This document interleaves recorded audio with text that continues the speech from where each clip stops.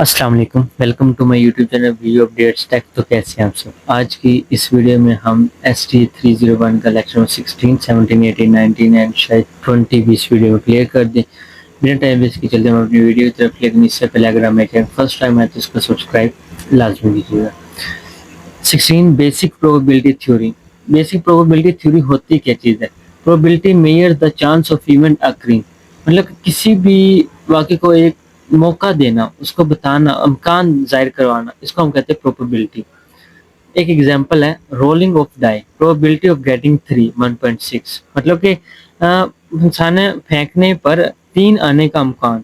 मतलब कि आप कोई भी चीज़, मतलब कि जैसे लूडो की गोटी होती है उसको आप फेंक रहे हैं तो 3 आ जाता है, तो वो एक प्रोबेबिलिटी उसका आप बता रहे हैं। Set theory, a set of collection of well defined objects, मतलब कि एक सेट है जो collection of well defined objects.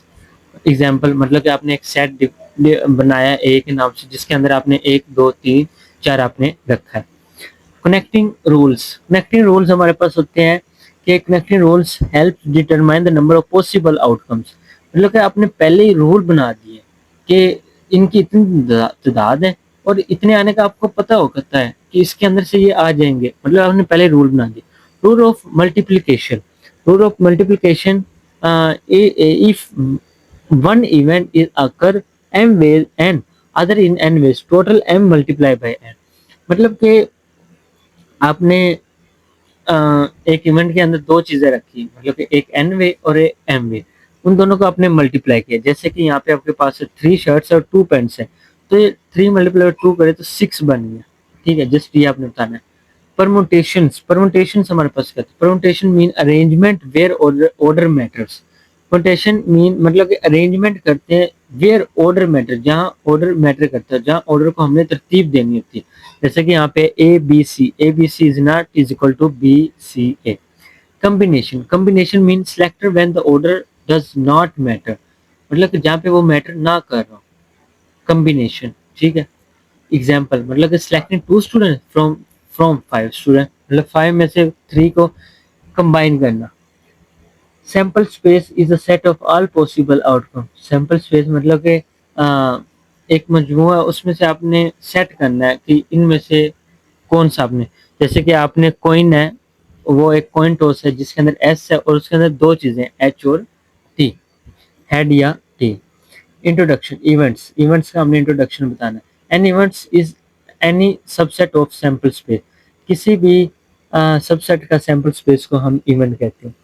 Actually 18 है डेफिनेशन ऑफ प्रोबेबिलिटी। प्रोबेबिलिटी जैसे कि मैंने आपको बताया मेजर करता है अनसर्टेनिटी को। Relevant frequency definition of probability, probability is estimate for repeated experiment.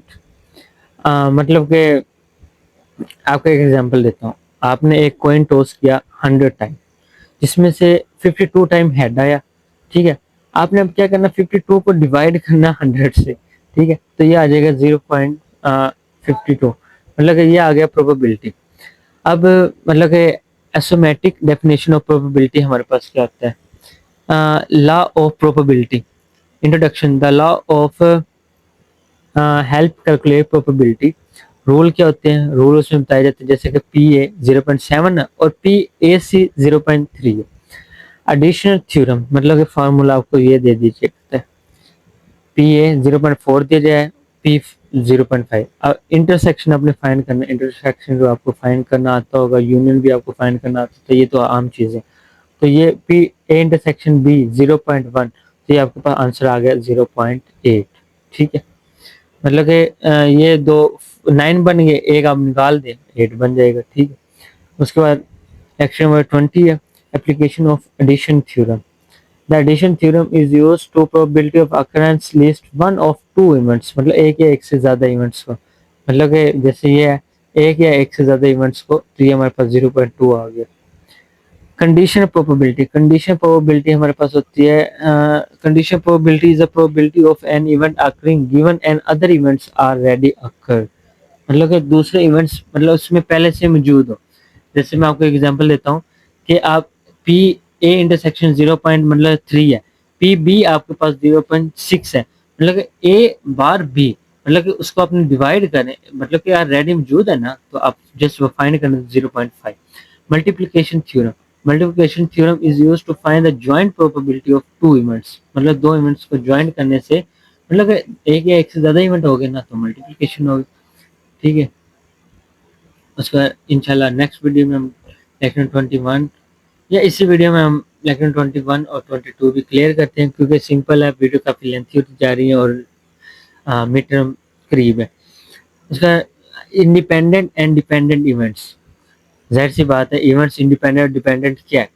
Independent मैं आपको बताता हूँ, मतलब कि दो इवेंट्स हैं are independent, it occurs one does not affect to occur to the other, मतलब कि एक का होने से दूसरे का होने मुतासिर करता हूँ, मतलब कि मुतासिर वो ना करे आपको। तो मैं आपको एक एग्जांपल देता हूँ, मतलब कि आपने एक टॉस क्वीन किया एंड रोलिंग डाई, और वो आपने डाई मतलब कि एक जो सिक्का है ना वो आपने उछाला है, ठीक है, उसके नतीजे में आपको मुतासिर नहीं होते, मतलब आपको पता है कि भाई मुझे पता है ये होगा। मतलब एक डिपेंडेंट और इनडिपेंडेंट, मतलब कि आपको एक चीज उसके ऊपर डिपेंड कर रही है और एक उसके ऊपर डिपेंड नहीं कर रही। अब जैसे डिपेंडेंट है, drawing two cars without replacement, आपने पहले ही पता, आपको पता चल गया कि ये आएगा। डिपेंड, एक चीज उसके ऊपर डिपेंड कर रही।